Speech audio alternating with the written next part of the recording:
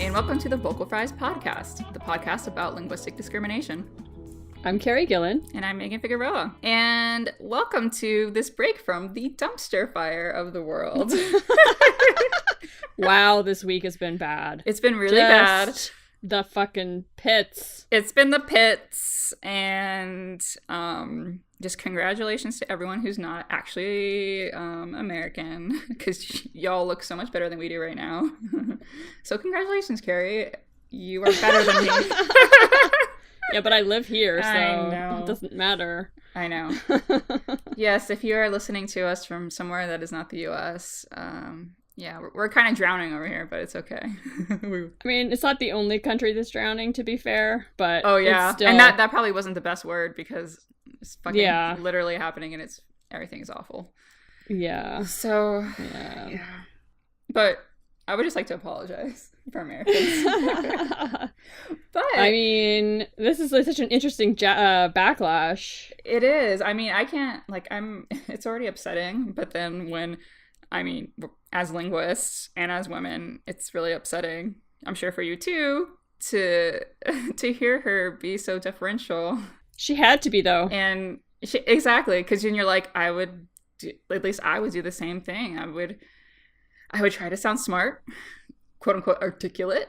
I would try to keep my, ums to a minimum. I would try to do the things that, we talk on this podcast about how we shouldn't shit on women for doing.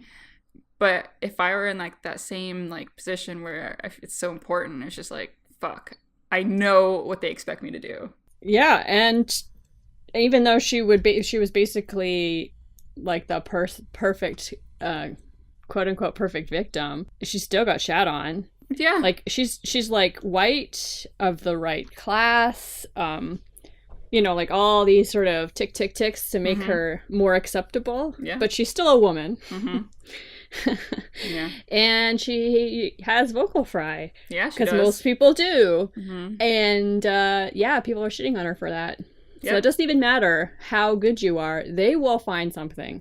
Yeah, I mean, quote unquote perfect victim, she was, and she is a doctor of psychology who knows more about all of this than anyone else in that room, and still she is not taken as seriously as Brett Kavanaugh. Right. I mean, she was taken more seriously than perhaps other people have been in the past. Maybe Anita Hill, probably. Of course, because she's black, yeah. Because that's all you gotta be. Yeah. There's also been some time in between. Yeah. So they knew that they had to treat her better. Yeah. So I do think it's partially time, but it's also obviously race, because a lot of things are. Well, their attempt to do that was having the woman prosecutor, right? Well, there was that too. Yeah, they were like, this doesn't look good. Let's hire a woman prosecutor and call her a female assistant, because that also looks good. God. But anyway, but meanwhile, Kavanaugh gets to rant and rave and fake cry, and Lindsey Graham gets to rage. Right. Rage. I'd be like, I thought the whole point of the Senate is that it's like this gentleman's club. Right. They were complaining about the Democrats not playing by the rules, and then they go rampaging. Right. I don't. What is it? Like a bull in a china shop or something? Yeah, kind of like that. Except that it's their own shop, Yeah. Especially for Lindsey Graham. Like, what the fuck display was that? Is it like they have to tear it all down because this woman came in and just ruined it all? I don't know. Well, I think it was a show of force, mostly for Trump's sake. Yeah. But the weird thing is it seemed to work not just from Trump, but most of the other Republican senators. I'm gobsmacked. Yeah. Women can't speak like that to men without being, I don't know, the punishments, the consequences, But I thought of all places on the planet, that would be the one place where even men couldn't get away with it. Yeah. But obviously, I was naive. Yeah. Well, powerful, rich white men are going to keep carving out weirder spaces for themselves as they lose power in other spaces. It seems. I guess that's what's going on. I don't know. That was bizarre. I hope it doesn't work, but... I know. It seems to be. It's like, here we are. This is us optimistic right now. Or We'll see what happens. Oh, I hope. With like almost no hope in my voice whatsoever. Right. Yeah. Oh. But overall point there is that it's hard to be a woman and have a voice. Yeah. Yeah. So. And like this weekend has been extra hard because I don't know if Chris wants to me to tell the world, but oh well. He had surgery on Friday, and so like I had to go to take him to the hospital, and like been taking care of him, like obviously I would. Yeah. But like it's emotionally draining, and I can't possibly like absorb all this shit at the same time. Yeah. Yeah. And yet I am. So yeah, that's just where we are in life. But we have a great interview today. But we have a few more things to talk about before that. Yes. So first thing, we have actually a couple of emails, and one of them was from a while ago, and I forgot to mention it last time. So, okay, so it's from Carolyn or Caroline, I'm not sure. It's, anyway. Hi there. I'm a relatively new listener. I found you via the Wine and Crime interview a while ago. Since then, I've been trying to catch up on episodes and came across something on a recent episode you said about journalist accent. I don't know if you'll find this interesting or not, but I thought I'd share it just in case. And always, we always find it interesting. Yes. By the way. Yeah. Yes. Anything language related, we will probably find it interesting. Yeah. Apologies if others have emailed you since then, and I'm just repeating things. Anyway, when I was in college, one of my majors was in journalism, and something we were told often was that in broadcast journalism, using our Midwest Ohioan accents was the ideal. Many who didn't conform to that accent often took special classes to change their accents. Mm-hmm. Yeah. Yes. But at least change is the correct term, not lose. Yeah. Or get rid of. Yes. Yeah. We were told that here in Ohio, with a couple major journalism schools, plus the Scripps Center here in Cincinnati, we speak General American or Standard American English. Yet this accent was also preferred because it's neutral and non-regional. What? I agree with you. That doesn't make any fucking sense. Yeah. First of all, there's no such thing as neutral accent. Yeah. It's all constructed. It's all political. It's all political. But definitely it cannot possibly be non-regional if it comes from a region. Yeah, exactly. So I'm with you. Combined with a learned cadence, then you have the journalist voice. It's true, we didn't talk about that, but there is a particular style of speaking that goes along with the accent in order to actually sound like a journalist. Right. Now, right off the bat, this has always struck me as odd, especially since Ohio has multiple accents. Yes, many places do have multiple accents, even Appalachian surrounding one of our major journalism schools. But my now husband, who is a linguist, then gave me a mini lesson on accents and how this is seen as the educated privilege accent and is often used to discriminate by class or race. Mm-hmm. It's completely ridiculous, but I know you know that already. So anyway, yeah, great. Thank you so much. Yeah, no, I love getting emails like that. I know. And we have another one? We have another one. Wow. Dos emails in one epi. I know, they probably would have been separated a little bit more, but I forgot last time. Okay, so this one is from, I think it's Gilles. Yeah, he's French. Okay. Hi, I was just listening to your latest episode, another great one. I really enjoy your show. And let me see, from the timestamp, that would be our last episode, which was about French in Louisiana. I'm a French native speaker from France, and I was surprised to hear that Louisiana French had as a typical structure être après to mean to be doing something, usually être en train de in standard French. That's definitely something I use, and that I probably got from my mother. I can't remember my father using it. I don't use it as often as je suis en train de, but it's definitely part of my French. For instance, elle est après manger, she's eating. Il est après prendre son bain, he's having a bath. I'm from Lyon, and I'm not sure if it comes from this area or where my mother is. She's from the Beaujolais, 60-minute drive north from Lyon. Her mother was from there too, but her father was from Lorraine in the northeast of France, and my mother's lived in Lorraine for a few years as a child. Blah, blah, blah. So basically, it could be from Lyon or from Beaujolais or from Lorraine. I don't know. But I was surprised to hear this feature of my colloquial French being a typical feature of Louisiana French, so I thought I should share. Thanks for your show. Looking forward to the next one. Thank you, Gilles. Yeah. So I was like, okay, French. And I was going to be like, okay, so is he telling me that something that's in Louisiana is something that he does? And then he wrapped it up nicely for me. There it was. Yeah, so the sort of the typical way, and the way that I was taught is je suis en train de, like, I am in the middle of, versus être après, to be after. So they mean the same thing, but in standard French, you can only say in the middle of, essentially. Well, very cool. Yeah. Awesome. Well, yes, so people should feel free to share these things. Although, you know what? People do really share a lot with us. It's just mostly in Twitter exchanges. So I am not discounting that. Definitely not discounting that. And if you're listening to this, you should send us a question that you might want answered by us, because this is your last chance. Because we're going to do a question episode very soon. Yeah, very soon. But if you have any questions about us or the show or linguistics or language discrimination or anything that sort of overlaps with any of that, feel free to tweet it at us or send us an email. And we're vocalfriespod at Gmail or vocalfriespod if you're on Twitter. On the tweets. So I just want to talk a little bit about what we're going to talk about with our interviewee, just so we're situated, because like right off the bat, I talk about a little girl, and if we don't have any context, it might be like, what are you talking about? It's true. Today, we talk to Dr. Santiago Kalinowski about lenguaje inclusivo, or inclusive language, in Spanish, and I'm so excited.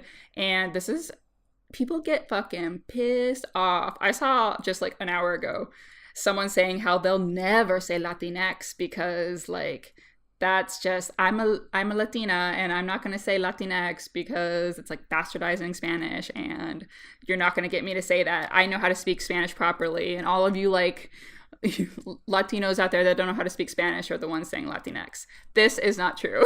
And we will be able to see this when we talk to Santiago. Well, I mean, what he's talking about is something different, though. It is. But Latinx is kind of like a representation of trying to be more inclusive and getting rid of the distinction in Spanish, so it's very gendered. Yeah, but it's taking a different strategy. It's a different strategy, yes, absolutely. The Latinx thing and like that kind of question is just like a very small symptom of the inclusive language movement. And this little girl will help me. So there's a video of a girl, and we're totally going to tweet it because we already tweeted it. People tweeted it at us because they knew how much I would love it. So basically in Spanish, she says, my teacher tells me that Todes, instead of Todos or Todas, doesn't exist. And I explained it. And the teacher says, no, it doesn't exist. It doesn't exist. But regardless of how many times she tells me it doesn't exist, it's still part of my vocabulary. And she said, okay, what does it mean then? And this is where it gets so good. So she goes on, there are some trans people who identify as men. There are trans people who identify as women. But there are algunos y algunas y algunes that don't identify as either man or woman. Nosotras, nosotros, and nosotres respect how we want to be called. We also need to respect how ellos, ellas, and ellas want to be called. And then she went on to say how one of her friends made fun of her for using these little words. And then she said, but it's not a little word, it's a right. I'll keep saying it. I'll continue saying todos, todas, and todes. She says, I'm not a lawyer, but I don't necessarily need to be a lawyer to defend others' rights. Oh, that's sweet. It's so good. And that's the best intro to what we will be talking about today. And I don't really think we need to do anything else.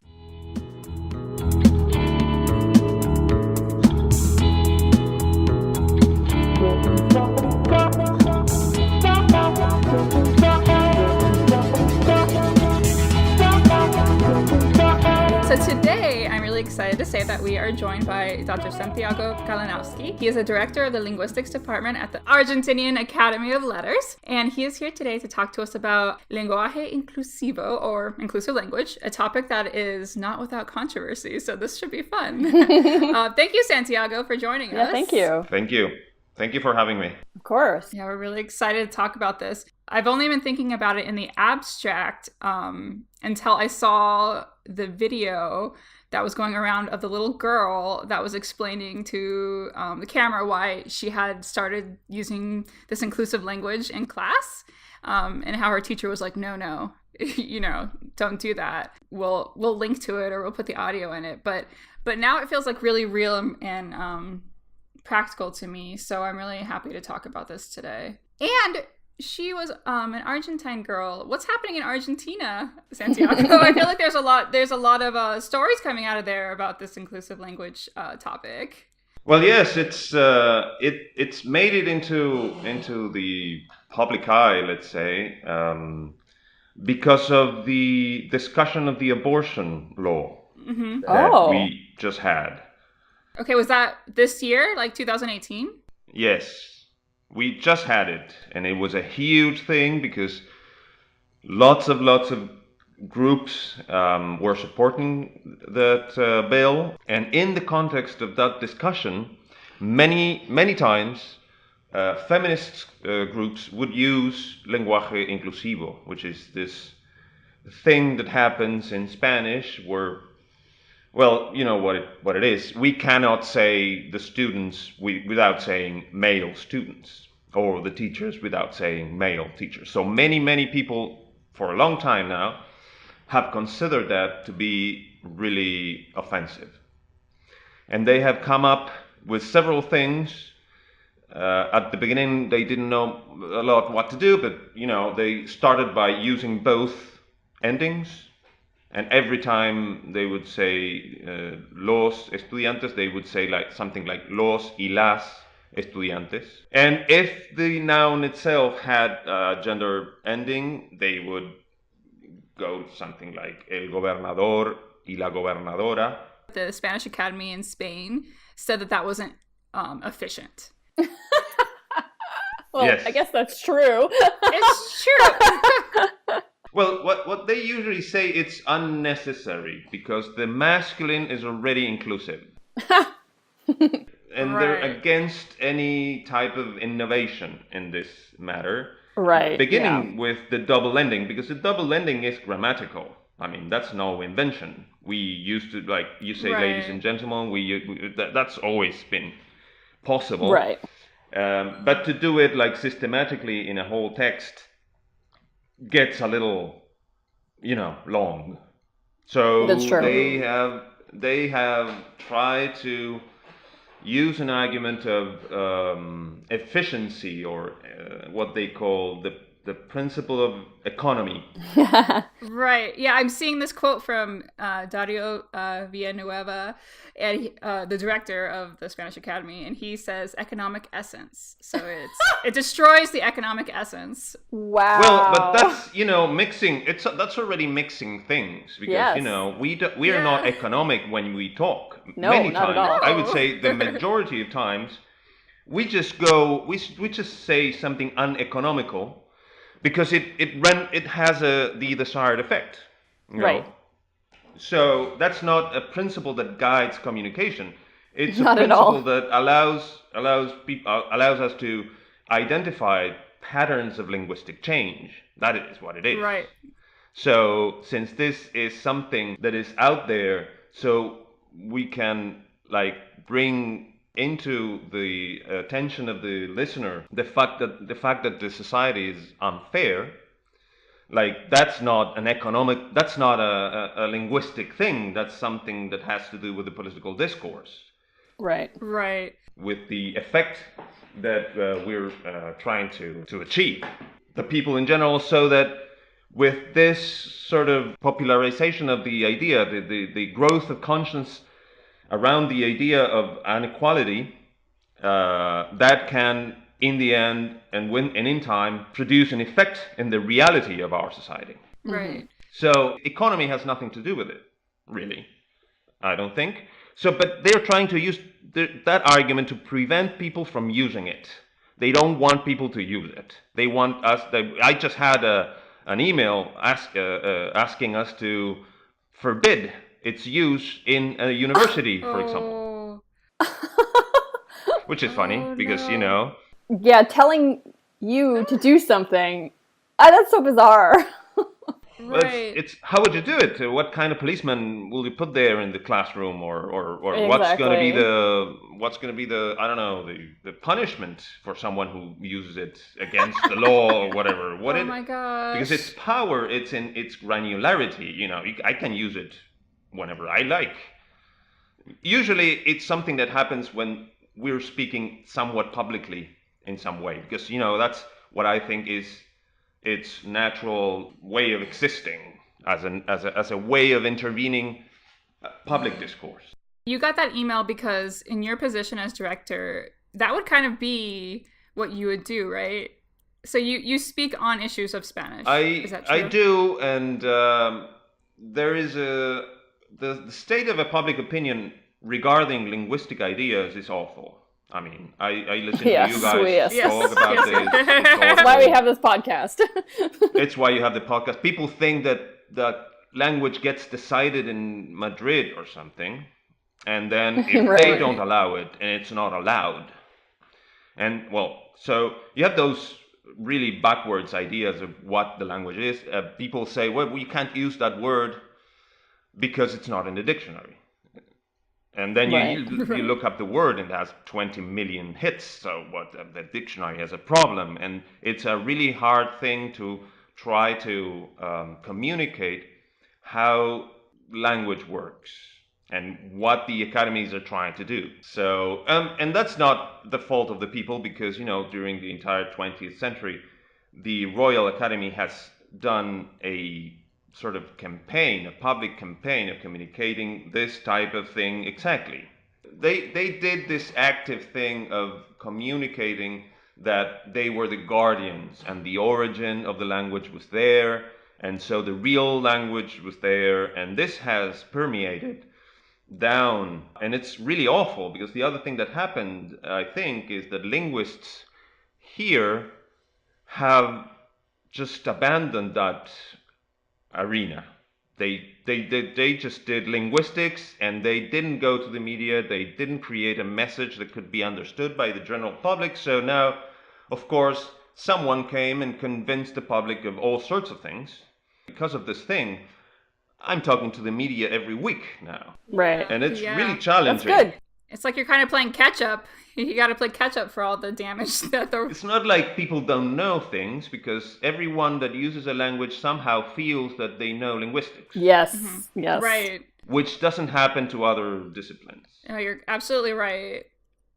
It's because we all have language, so we think that we're the authority on it.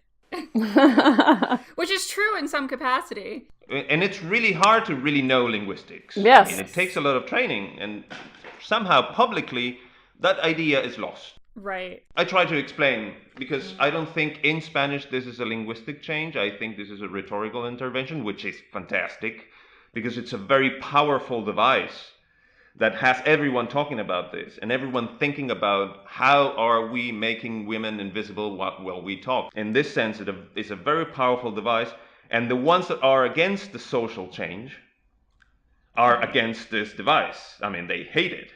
And I claim they don't hate it because they are really worried about the vowels at the end of words. I claim they really hate it because they hate the claim that comes around it, Yeah, they want to maintain the patriarchy. Yeah, and just to make sure that our listeners understand, so we mentioned that the Royal Academy is saying that the masculine default is already inclusive of all genders. So in Spanish, if you have a group of 10 men and 1 woman, you would use the masculine, correct? And if you have a group of 10 women and 1 man, you would use the masculine. Exactly. Right. Yeah, so the opposite's also true. And so you feel that, you're like, that's not right. What they say at the Royal Academy is that that's just conventional, that doesn't mean anything. And that really isn't very convincing, I don't think. Because you have a word in Latin, you have the word homo in Latin, and you have the word mulier in Latin, and one means man and the other one means woman, but turns out only man acquired an unmarked interpretation. Right. So how is that not meaningful? I'm not saying that this is a conspiracy of any or anything. What I'm claiming in the media all the time, and this is something I wanted to discuss with you guys because it's highly speculative, is that we've been talking, 400,000 years. Languages are we are using languages as a species. During that time, the male of the species has been occupying every possible position of power or visibility When politics came along, every office, art, you name it. So in that sense, I mean, the grammar codified something that is coherent with the social reality, with the history of the species.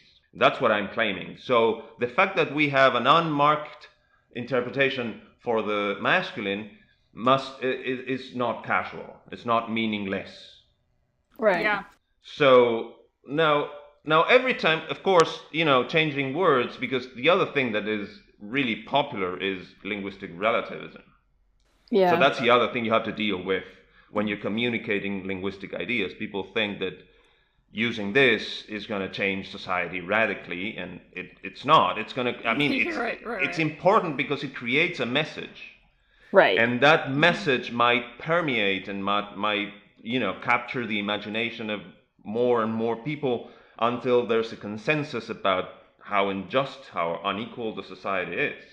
But you have to deal with the fact that people think that that we conceive of society, when we organize society, in radically different ways because we speak different languages, or because we changed a feature of our language. I pulled another quote from the director of the Academy, and he says, "Don't confuse grammar with machismo."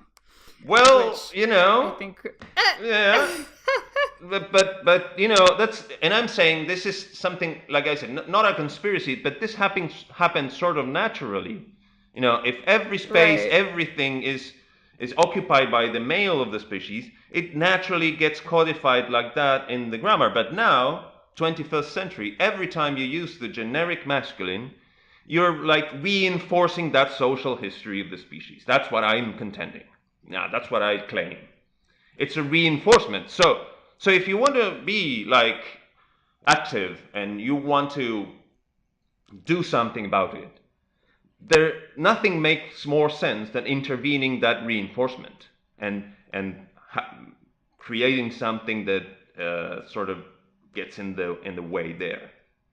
In this case, I mean, maybe this man, that is the director, doesn't want to use inclusive language in his own language, but to be so against other people using it, that's where I feel like it's the proxy for machismo. Right. That's where grammar is machismo. And that's the thing, because you see the reactions, those are really tempered reactions. It's a very public figure. Yes. And that's sort of an institutional position, for the academy. But this is not really a linguistic phenomenon, it's a rhetorical phenomenon. Then why would an Academy of Letters have a position? They shouldn't, because we're not supposed to have political positions, although everything is political.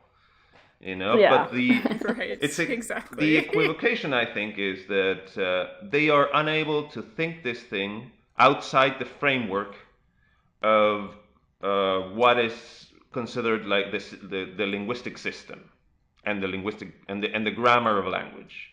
Because once you broaden your scope and you include the discourse configuration of social struggle, then you understand that this is just only capitalizing on the possibilities that a language has to create a message that is really powerful. Yeah, and to go back to the abortion debate, we'll link to it, or again put audio in, but that woman that was interviewed that you sent to me, yes, she is getting a lot of backlash, right? Because she uses inclusive language throughout her whole interview. And because she is a teenager. Yes, she's a teenage girl, right? She's a teenage girl, and she's highly educated, I would say. I wanted to say, she speaks, she's highly articulate. And she has very strong political positions. And so naturally, she is using lenguaje inclusivo. So in addition to all the machismo that the rejection of this lenguaje, of this resource, of this device gets, she is getting all the ageism. Of course, because, always. Yeah. This thing has been around for a while, and it's fairly under the radar. But with the discussion around abortion and with the visibility that this girl had, because they were occupying the school, that's something a type of protest that students do here. Sometimes they would like suspend classes and have a big gathering as a way of expressing their position that they usually come as a result of a vote. Since she had this visibility, it went crazy. Like they went like it was brutal, and they tried to dismiss her. They tried to underestimate her. And after that, people started thinking that this was a phenomenon exclusive to the teenagers. Right. Which denies the fact that it has been around for like 30 years at least, and before that, probably you had a lot of critiques of language as well, of the sexism that is coded into the language. Right. And that's just ignoring all of the non-binary folks that have probably been, doing something with language for a long time that we haven't been seeing, at least not in the mainstream. Yeah, I feel that in English, the thing as the language is not so expressive of gender in general. Right. Non-binary is actually a main feature there. So I think, but here, this has been championed by women against the use of collective names in the masculine.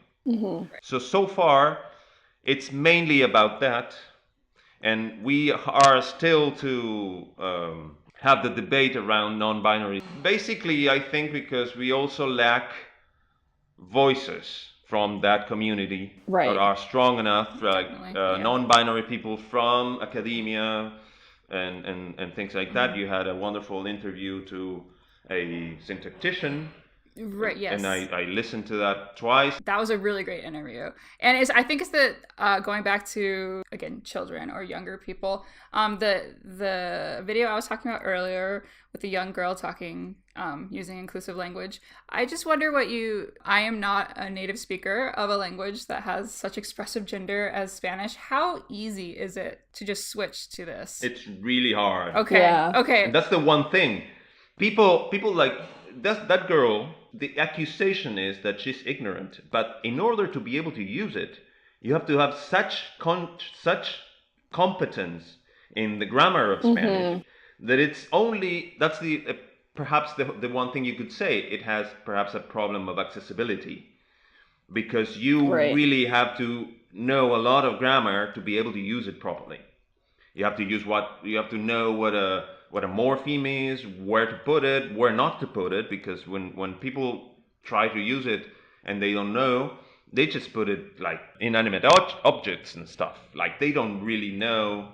They say things like, instead of lenguaje inclusivo, lenguaje inclusive, because they just put the E wherever they think it should go. But that lenguaje is a masculine noun. There's no problem with that. And if you put the E there, you turn inclusivo from an adjective to an adverb, inclusive, an adverb in Spanish. So people make lots of mistakes using it. Only the ones that are really, really competent and have a lot of linguistic consciousness, and I mean like they know what constitutes a word, what are the parts of the phrase, all of those things. Only those are able to use it properly. So to accuse someone of being ignorant when they're using it like that, so fluently and capably, it's just a mistake. Yeah. It's just wrong. Yeah, that's amazing, actually. And that's the other thing that you could say. Maybe the accusation would be, this is elitist, because normal folks, they don't really know, they don't have the resources to really use it like that. It's really anti-intuitive, and it's really hard to get it right. So that's what you could say. It's a phenomenon of the political elites that are highly educated. That's what you could say, perhaps. Right. But the other accusation is just just stupid. Yeah, and now I can totally see, like, after hearing you say that, how you're arguing that's a rhetorical device. Because it's so hard to do, but they're doing it anyway. And they want to make this point. And it's also the result of a very long effort, intellectual effort, from a lot of people, and it has been designed like that, and it is a conscious effort. So all of those things separate it from a linguistic change in the sense that we know linguistic change in general in every language. So it is not something that we can associate with that. And the fact is that people somehow, the other thing that people think is that if it's not codified in the grammar, it's irrelevant. Yes. Which is, of course, not true, because if you have a look at the history of the Spanish language or the Romance languages in general, you can recognize rhetorical devices there in Spanish and then Latin and in Greek, and language changed and the sounds changed and the syntax changed, but the rhetorical device is always there, fairly similar to itself. Right. So to say that this is a rhetorical device in that sense may give it not less relevance or less possibility to endure in time, but more. Right.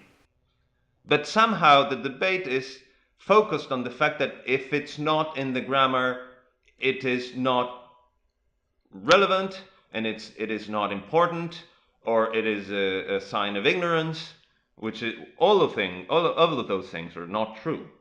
So, right. Yeah, if you want to forbid people from using it, accusing them of something or destroying the language, or this is something that has been happening forever. Every social struggle ended up making creating it their own words and their own way of talking about it. This is just the way that they found, and it's incredibly, I would say, potent. It's very potent. It's very beautiful. And you mentioned destroying the language. That's the flip side of the argument that it's elitist. Latinx just got introduced into Merriam-Webster's dictionary, and people are both happy and disgusted. So there are a lot of people that think that adding something like Latinx to dictionary is like destroying something. So I think that must be also happening in your Spanish-speaking world. They think that this is contaminating the language in some way. In the 19th century, when all the Spanish empire started falling apart, linguists at the time, they were afraid that this would mean that the unity of the Spanish language was under threat, because they had studied the Latin case very much, and in the 19th century, it's the first time that they really had like a scientific approach, a scientific description of what had happened when the Latin Empire fell.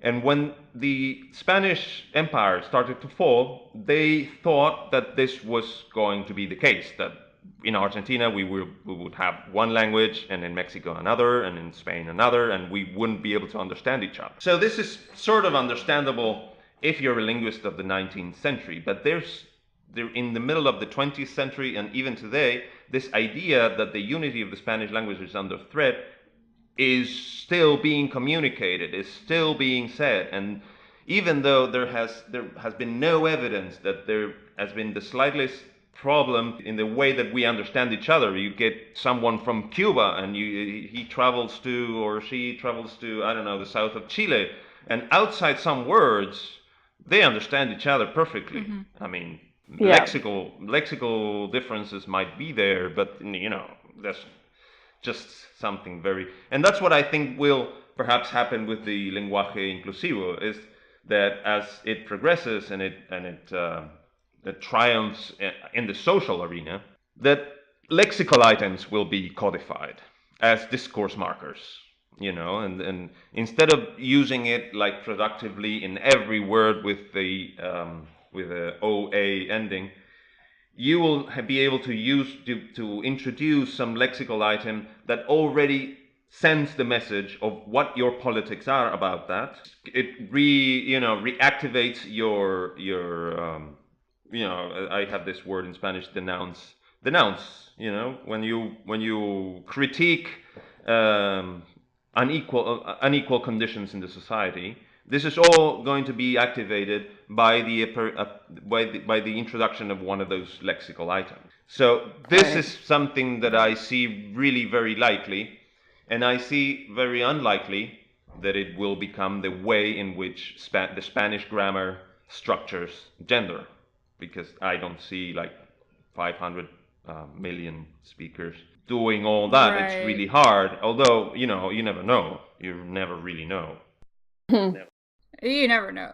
But you're like, this is what we're seeing here in the U.S. I mean, it's absolutely true that I'll use Latinx I'll like use it as a marker for anyone that reads it to know that I care about. I'm aware of this. Binary. Folks, I'm aware females, of this. Yeah. Genderqueer. Yeah. It has been codified now. I mean, we have it in the dictionary. Some people are like, it's not real until it's in the dictionary. That's not true. But here we are. It is in the dictionary now, and still people are angry. Because people like to be angry. Oh, people are always angry. Yeah. And we produce a dictionary here, and we get that as well when we put words that they don't like. That's basically, the same thing about what a dictionary is. There's a wrong conception in the public about what it is and how it works. Right. So every time I do this interview, I end up saying, well, if the word that you use and no, because they would say something like, does this word exist? I mean, yes. You just used it. You just used it. I understood what it meant. You know what it means. How can it not exist? Right. Yeah. And the idea that is mind-boggling for many journalists that I talk about that are not linguists is, but then the dictionary has a hole if it doesn't have that word. It's a problem of the dictionary. The dictionary is incomplete. And so speakers use lexical items as the most ready way of adjusting language. I mean, we acquire new words every year, like speakers do it constantly. They borrow words, they take words from other languages and use them, apply them to, and this is something that's why we have to reissue the dictionary every 5-10 years or so. So that's the way speakers deal with changes in reality. A grammatical change is much more difficult. A grammatical change of this scale, because in English, the singular they has been, like you said repeatedly, has been around like forever. What you need to change there is a sub-feature of the meaning of the pronoun. And here we should, it requires overhauling the entire gender structure. So that is something that is often lost when you're talking publicly about this thing. So I don't think we've actually said what the thing is that's being changed, like really explicitly. So can you explain the morpheme that's changing? Yes. Well, Spanish really marks everything as masculine or feminine. Adjectives, bueno, buena, it's good. And those are basically the two options. At the beginning, they tended to use both, bueno y buena, just to include. That was really clumsy because it created long sentences. And then they used the at sign in that place. Yes. People got angry about that because it sort of looks like an O inside an A or something. It got accused of being a reissue of the binary. Right. I mean, I guess that's true. It is. I don't know. It does look a bit like an O inside an A. Then they changed that for an X, but since that's not pronounceable, they used the letter E. So instead of bueno, buena, you would say buene, which is really anti-intuitive. To me, as a linguist, it's actually very intuitive. Oh, right. Like that was when people started using X, I was like, why not E? That makes more sense to me. That's the thing. The one thing that makes you think that this has something to do with natural language is that they chose that letter. Yeah. That letter has some problems because some nouns with that letter are masculine. So you could have used I or you, and it would avoided that problem. But the fact that they used E might signal to the fact that that is a vowel that occupies that place in word formation in Spanish. So it has a tradition. It sounds more natural that way. Definitely. So that's what they're doing now. And it creates like, it's you have to keep track of all the accord across the sentence. Yeah. And you really have to be competent to be able to go against what you naturally would do and use that vowel instead. Yeah, just thinking about a clumsy non-native speaker of Spanish that I am, you have to keep track of all that, and I'm like, oh my gosh. That's why I had to ask you if it's difficult to do, and I had a feeling it was. Because, well, yeah. I would say maybe, because, you have to remember, well, it's not, but maybe for someone who is learning Spanish is just as hard as keeping track of the accord in regular Spanish. Yeah. The problem comes when you are already a native speaker and your intuition is really powerful, and everything in your mind, when you're trying to focus on the message and stop focusing on the form, it really gets hard to keep up, because as much as you have to stay focused on what you're saying, you have to focus your attention on how you're saying it. That's why that teenage girl was so remarkable. She was so passionate, yes. And yeah, that interview was just amazing. She was very articulate, and her argument was perfect, and she was able to keep track of all the E's in the right spots, in the right places every time. So that's very cool. Accuse her of whatever you want, never accuse her of being ignorant or not knowing how to speak. Right. Because that takes massive skills. Yeah, absolutely. Yeah. And everyone who's been a teenage girl listening to this is like, of course they underestimated her. Of course. Teenage girls are very underestimated. Yeah. You have very old, I'd say sexist, because that's what they are, journalists being outraged by this, which adds to the fun of using it when you're a teenager. Yeah, exactly. It makes me want to be able to do it. Even though I don't speak Spanish, so I can't. And also it builds a sense of identity, because you use that, and it means you're part of a group that's making history in your generation, that is taking things to the next level in terms of sexual equality. From the point of view of your identity as a group, something that is a very strong feature at that age, it's really, really important. So that's why maybe they are the group that is using it most extensively or something, but it's not something that is exclusive to them by no means. And you get a lot of different situations in the classroom, because sometimes it's the teacher who is using it. That makes some parents angry. Yep. Of course. So it's a mess. I can totally imagine it. Yep. This discussion has been around for a long time, like tens of years. So in Venezuela, in the Constitution of 1999, I think it is, they wrote the entire thing with double endings. Oh, okay. But what about the economic essence? Hey, the essence. Where's the essence? Well, the essence is out the window when you need to make a political statement.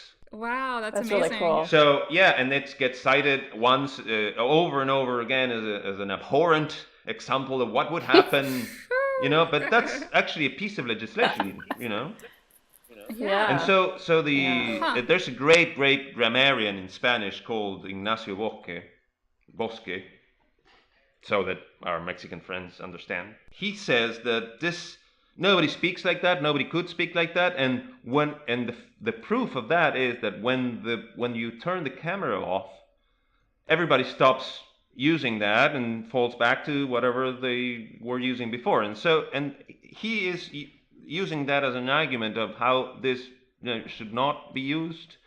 But I don't see a problem. What's the problem of having a device that you're using more if you're speaking publicly? It's a way in which you create this idea around your message, around the form that you choose when you're speaking publicly. There's nothing wrong if when the camera shuts off, you fall back to whatever is more intuitive or whatever. Right. So what's the problem there? Others say it's propaganda. What's the problem of it being propaganda?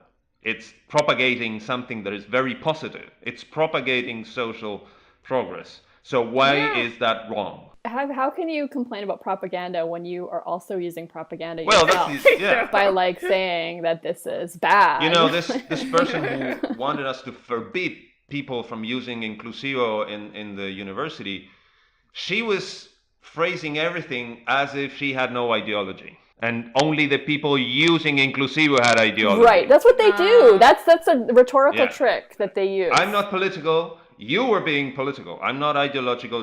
And the ideology, like we said, this is a proxy. Like they really are against social change and not, they're not worried about one vowel. Exactly. I don't think. Right. What can other gendered languages learn from Spanish, and what Spanish speakers are doing with inclusive language, do you think? This is something, I think it's a great opportunity, because I have never been able to say more things publicly about what language is and how it changes than now. Yeah. So, and you have this very same debate in French, with even like the president deciding not to use inclusive formulas in official documents, but you have like entire school books that are published in France that have some sort of inclusive formula at the end of words. They use points to include both endings, and everything is with an E there. Yeah, an unpronounced E. That's something that it looks different. It doesn't sound much different. Right. But in Spanish, it really does sound different. So it's an opportunity to put out there an idea that you cannot police language, that language is something that happens. You know, when I go out and communicate how things are with the dictionary, I feel like, you know, Copernicus, because I'm not talking to people that don't think anything. I'm saying, well, you know, the earth is round to people who think the earth is flat. Right. So, so it's much more difficult because they have this backwards idea of what language is. So for us, it's a very unique opportunity, and I say unique in the new sense that it's now in the dictionary. It's a unique way in which we can communicate ideas about language and try to do some good in an arena that is really tragic, I would say. Yeah. Yes. Because the ideas people have, we have people saying, we Argentinians, we speak wrong, our Spanish is bad, all of the things that you encounter time and time again in every non-standard or whatever. We have a standard, and like the standard of Buenos Aires, we impose it to the provinces, but then many people feel that we are substandard in respect to what they do in Madrid. Right. So those ideas, the power dynamics behind those ideas are there, and I'm trying to do whatever I can to put in the society more scientific ideas. Right. Well, good. That's what we're trying to do too. Yeah. You're doing the good work. I really relate to what you do. Like, I really relate what you're trying to do with the podcast. And I stole things from you. The idea that language is a proxy for racial or class discrimination, sexual discrimination, that proxy idea, I think is really elegant, and I've been using it in the media here in Buenos Aires time and time again. Yay. So I should pay you guys something. It's really cool. Thank you for doing that. Yeah, thank you. And I'm just really excited for our listeners to hear this episode. I think it's so, again, this has been around for decades, but this is very timely. Well, that's the thing. It's happening in English. I know in the Nordic languages it's happening they have this hen pronoun. It's happening in French. I know that Germans are doing it. So really, when people try to leave the discussion of the inclusive out of the classroom, what they're doing is they're preventing the students from participating in one of the most relevant debates of the present period, global debates. And you're not giving them the tools to understand what is happening. You know, all these ideas of, this is a linguistic change and it's going to be the grammar and that's it. And it has always been like that. It's something that, you know, it gets said and you have to bring that down a little bit and say, well, it's hard for the grammar to change, but on the other side, you have to go against all the people that, because it's hard grammatically, they use that as an argument to prevent it from being used, you know, and it's really authoritarian. Like this person, like she was really authoritarian in her desire. underestimating the students. Yeah, I find it very ironic that people who argue against these things accuse us of being authoritarian, but they're the ones using the authoritarian tactics. Right. And never trust anyone that says it's always been this way. No. Yeah. Right. Yeah. No. Even if that's true, that's true, it's not a good argument. Yeah. No. And nobody really, I mean, I have never seen cases of someone trying to force another person to use it. Like, that is not really happening. Yeah. There's no one. And this is something that Ignacio Bosque, like this guy that he's a great grammarian, his reaction was because in some texts there was talk about punishing people that didn't use it. So he reacted as a descriptivist. But since this phenomenon is not linguistic but rhetorical and social and political, people don't listen to what he says in linguistic terms.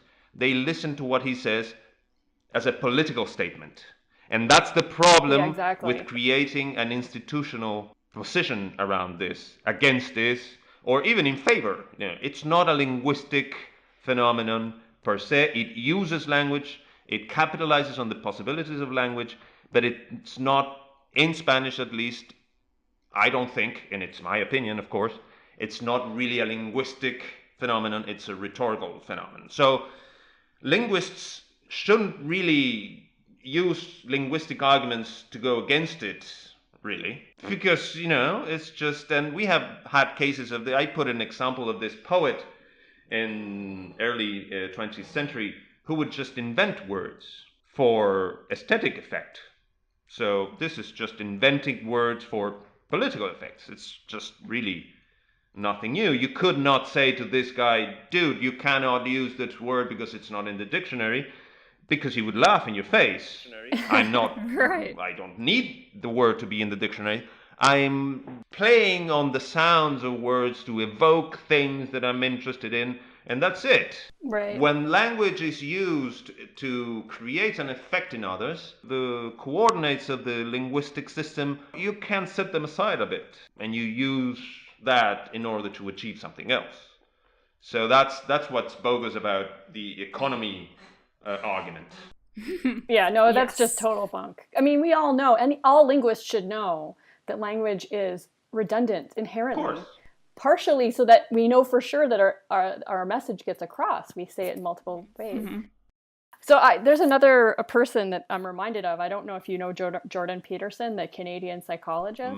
I don't think so, no. So the reason why he became famous recently, at least in North America, is because he claimed that the Canadian government was trying to force him to use pronouns like they, which he was accusing the Canadian government of being authoritarian, and it was false. The document was, basically something like, hey, let's be more inclusive, but nowhere was it prescriptive. These bad faith arguments keep coming up. Well, yeah, they changed the anthem in Canada, and that's true. That's a political statement as well. I mean, and it's the most public, the language at its most public instance in the anthem. So it's really that's the same thing about legislation, because now there's this kerfuffle going between the Spanish government and the Royal Academy, because the Spanish government has majority of women ministers, for example. Ooh, I did not know that. Yeah. That's awesome. And they asked the Royal Academy to review the Constitution to make it more inclusive, which you can imagine how much noise that created for the Academy in its position about the fact that masculine is already inclusive. If there's one place where language is not natural, is in legislation, and it shouldn't be natural. It should be there to contemplate different situations that pertain to the way in which we organize society. They're there so that we create a code that can encompass, that can include everyone. So the fact that in Venezuela, it's not like you're in the street and everyone is using that because it's like that in the Constitution. I mean, how many people have read it? And you have to understand this difference.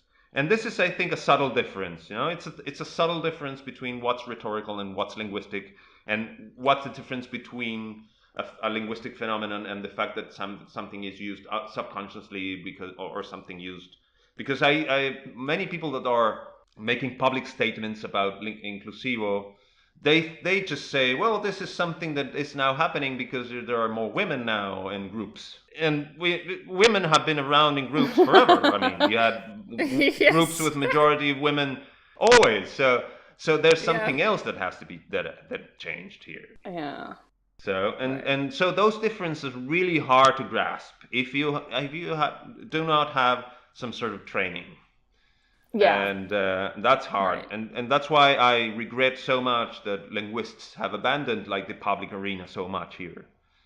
Because we left it open for the Royal Academy and people in there to create this idea that language was decided by an authority and that speakers had to follow that. You know that we use a originally plural pronoun in the singular here in Argentina. Really? Normally, we don't go, you know how the conjugation in Spanish goes, right? It's yo, tú, él, right? Right. Well, we don't do that. We go yo, vos, él. We use vos. Like the French do that. So that's the same thing that happened in English. You used to be the plural. Yeah. The academy, including the Argentinian Academy, was against the use of vos as the regular second person singular way of speaking here. Several authorities have been against that, saying it was a deformation, an infection, a disease, or whatever, starting in the 19th century with this very important Colombian linguist called Andrés Bello. He was the first one to put out that idea, and it got reproduced all through the 20th century in various important institutions, including us. I'm sorry about that, but that's how things are. Speakers didn't care. Right. They didn't care. We have this what we call the golden age of cinema here in I think the 50s, where many movies were made and it was really big, and all those movies that were spoken in Spanish and made here in Argentina, none of them, or a very small minority of them, used voz in dialogue in those movies, and speakers didn't care. And there's not really any advantage, communicative advantage of using that instead of tú. It's just the same, they're equivalent. Right. It's even more regular than the tú conjugation, because in tú is you know the verb to have is tener, right? So in tú you have to use it. You have to put a diphthong there, diphthong. You have to say tú tienes, which is an irregularity. Mm-hmm. With vos, you don't have to do that. You just go vos tenés. And when I was teaching Spanish here, I would just say to foreign students, just take the R of the infinitive, put an S there, and there you have it. That's it. Oh. That's all you have to do. It's more regular. So, but speakers preferred that, and that's what they used. And they didn't care about anyone saying that they shouldn't use it. Right. Yep, you can't stop us. Yes. You can't. Really, you can't. And there are things that we have to do because, the cultured language or the standard is a phenomenon that is in the speakers. We all think we can speak with more and less care, and depending on the communicative situation, right? You don't speak in the same way with a friend than in a job interview. Right. That is a phenomenon it's not the academies or the institutions that created that. That is something that happens, it's a register thing, and it's a phenomenon of the speakers, really.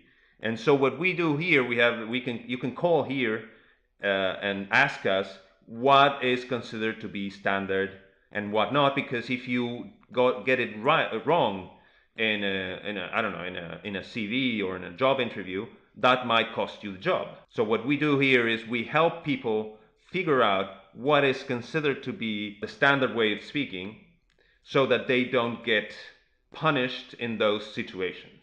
And that's one of the things we do as an academy. The other thing we do is we include our normal words in the dictionary, because if people see them in the dictionary, they stop feeling that they're like the wrong word. You have this very powerful, I would say in part normative object, the dictionary. When something gets included there, you feel validated. You feel validated that your word is actually a word, because this idea that the word has to be in the dictionary in order for it to exist is really powerful. We are trying to get people to have a better appreciation of their own variety.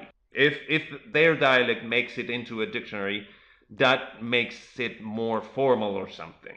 That's the idea, that it communicates in a way. So those are the things the academies need to do.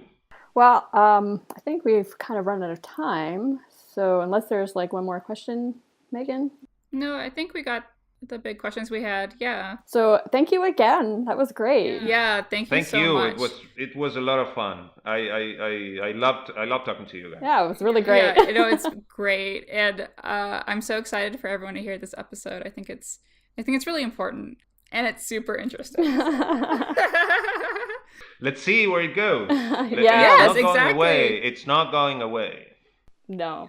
Yeah. Well, thank you so much, Santiago. And we leave our listeners with our favorite phrase: don't be an asshole. Don't be an asshole. Don't be an asshole. How do you say it in Spanish? How would you say it in Spanish? Well, I was thinking about this. I would say, and I would use our word for that, for asshole. I would say, no sean forros.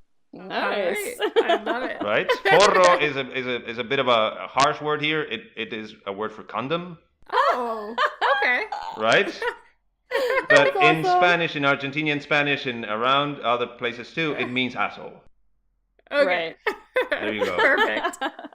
That's awesome. All right. Thanks again. Yeah, thank you. Bye. Bye-bye. The Vocal Fries podcast is produced by Chris Ayers for Halftone Audio. Theme music by Nick Granum. You can find us on Tumblr, Twitter, Facebook, and Instagram at Vocal Fries Pod. You can email us at vocalfriespod@gmail.com.